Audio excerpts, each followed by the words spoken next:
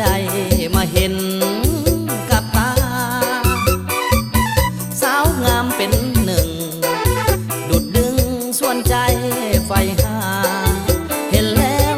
บ่อยากจากลาโอ้แม่ควันตาเสน่ห์มาแหงดินแดนเขาขาวผู้สาวนั้นก็ดูมันเวียกงานน้องบ่เคียดค้านเฮาหันให้หนอควันแพงน้องปลูกแตงหวาน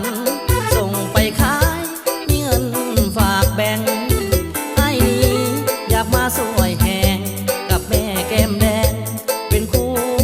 เคียงนางผู้บ่าวบ้านไกลยามใดก็อยากเห็นหน้าทุกวันได้แต่ห่วงหาอยู่ทุกเวลาบ่มีเจอจางอยากจะหมายมันหากเจ้านั้นย่านบ่สมหวัง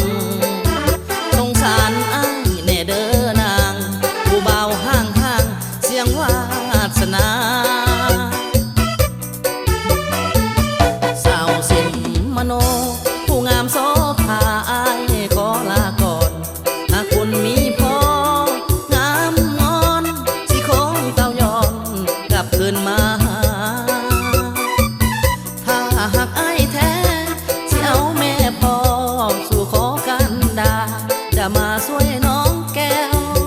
ตาเฮ็ดให้ใส่นาเป็นเคยพ่อนาง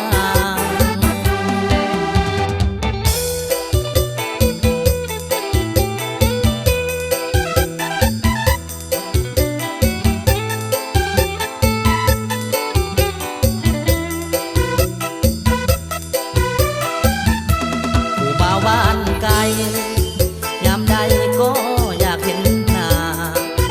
ทุกวันได้แต่ห่วงหาอยู่ทุกเวลาบ่มีเจอจางอยากจะหมายมันหากเจ้านั้นย่านบ่สมหวังสงสารอ้ายแน่เด้อนางผู้บ่าวห่างห่างเสียงวาสนาสาวสิมมโนผู้งามโสภาอ้ายขอลาก่อนหากคุณมีพองามงอนสิคงเต้าย้อนกลับคืนมาหา